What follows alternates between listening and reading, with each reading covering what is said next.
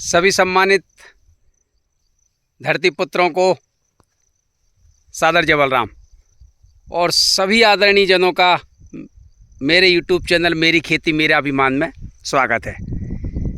भाई साहब, आज मैं खड़ा हूँ ब्लैक गोल्ड में। सोयाबीन की जो वैरायटी है ब्लैक गोल्ड, और उम्र ब्लैक गोल्ड की 21, 17, 21, 72, 11, 35 इनसे लगभग 10 से 12 दिन 15 दिन कम होती है। मतलब ये बोनी है 25 जून की, तो 25 जून से 25 जुलाई, 25 जुलाई से 25 अगस्त, और आज है 13 सितंबर, यानी कि लगभग 80 दिन के आसपास की उम्र इसकी हो गई है।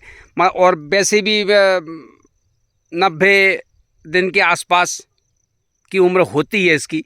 और मौसम की वजह से किसी भी फसल का 5-10 दिन, चाहे वो कोई भी फसल हो, रबी सीजन की हो चाहे खरीफ सीजन की हो, आप सभी लोग जानते हैं, चाहे समर सीजन में मूंग हो, कोई भी फसल हो, मौसम का असर होता है और 5 से 10 दिन 8 दिन फसल की उम्र घट बढ़ जाती है। तो इस समय रेगुलर बारिश मध्य प्रदेश में चल रही है।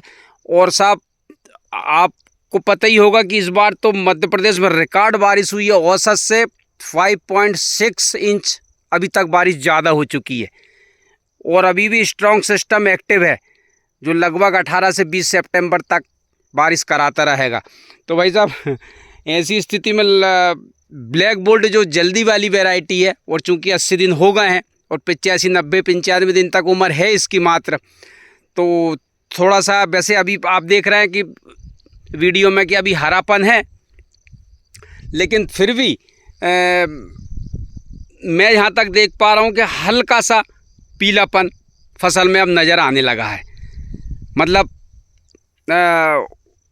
उम्र इसकी हो गई, अब पकाव की स्थिति है। और भाई साहब, फल की अगर बात करूं तो फल में आप देख सकते हैं, ये मैं दिखाऊं आपको, इस तरह से ये फल लगा है और फलियां बहुत अच्छी मोटी मोटी हो गई हैं।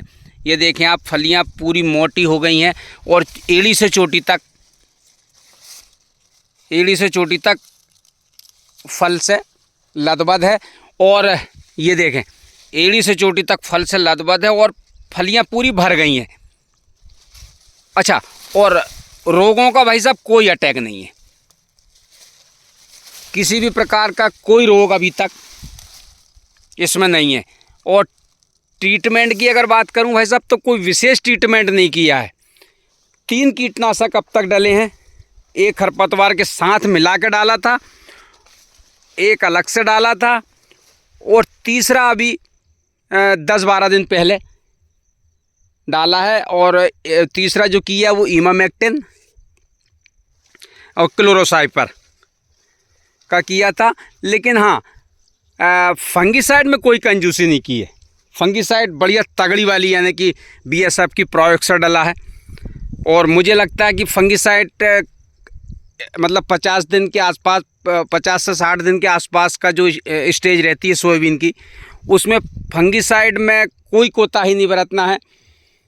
ये स्टेज बेस्ट स्टेज होती है। और मैंने फंगीसाइड BSF की प्रयोगसर का इस्तेमाल किया। और एक बात और बताऊं आपको कि अभी हमारे पड़ोस के गांव में ही उन्होंने BSF की प्रयोगसर का इस्तेमाल नहीं किया, किसी अन्य का किया था। तो 21-17 वैरायटी में कुछ पीलेपन के उमस की शिकायत है। जैसे जो पहले होता था ना कि पौधा सूखने लगता था, पीला पड़ने लगता था, पीला पड़ के अचानक खेत के खेत सूख जाते थे, वैसी स्थिति अभी कल परसों से देखने को सुनने में आ रही है। तो और जबकि वहीं कुछ खेतों में प्रोएक्सर डला है, तो उनमें अभी फ़िलहाल ये बात नज़र नहीं आती है। बाकी अभी कोई भी निर्णय पे पहुंचना जल्दबाजी होगा, थोड़ा और इंतज़ार करेंगे हम। लेकिन मुझे लगता है कि मैंने जहाँ तक महसूस किया है कि सोयाबीन में प्रोएक्सर से बेस्ट कोई फंगीसाइड नहीं है। मैं पिछले 3 सालों से डाल रहा हूँ और मुझे बहुत शानदार रिजल्ट उसके मिले हैं। खर्चा है उसका लगभग 600 रुपये एकड़ के आसपास, 600, 650, 700 रुपये एकड़ के आसपास का खर्चा बैठता है, लेकिन उसके अपने फ़ायदे भी हैं।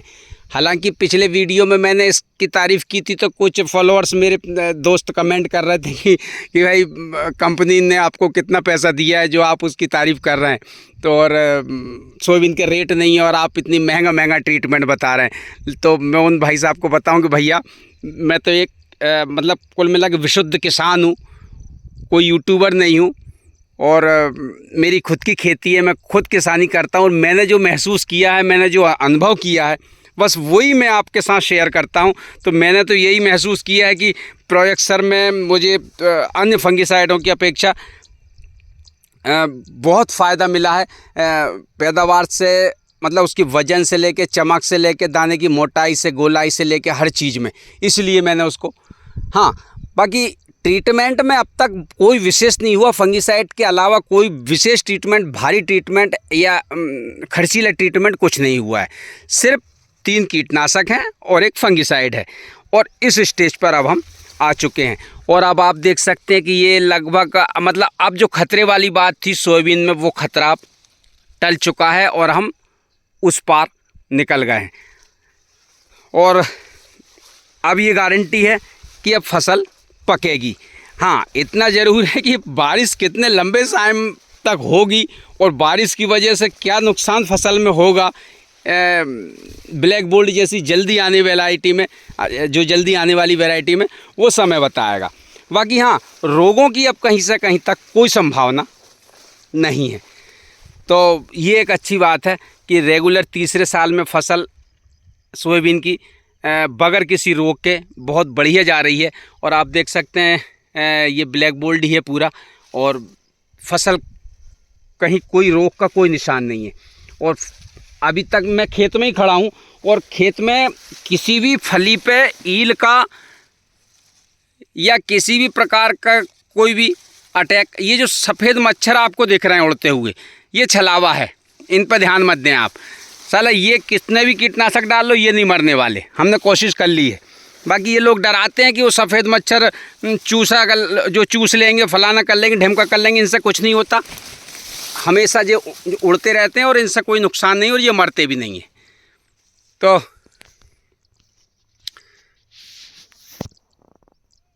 ये आप देखें फ़िलहाल तो कि फसल में कोई रोग नहीं है, बहुत शानदार है। फंसी कहीं भी फली में किसी भी प्रकार का ईल का या कोई अटैक, एक भी फली, अब तक मैं इतनी देर से खेत में घूम रहा हूँ, एक भी फली में मुझे कहीं कोई छेद या कहीं कोई डैमेज ईल्ली की वजह से या किसी कीट पतंगा की वजह से कोई भी छेद अब तक नज़र नहीं आया है। तो बस बात समय की है कि आप समय पे इसका सही ट्रीटमेंट कर दें। बाकी तो वो अगर आप समय निकाल के अगर कुछ करेंगे तो वो कोई मायने नहीं रखेगा। तो बस समय का विशेष ध्यान रखें। बाकी अब पैदावार में क्या होने वाली है, अभी फल अच्छा है, कोई रोग नहीं है,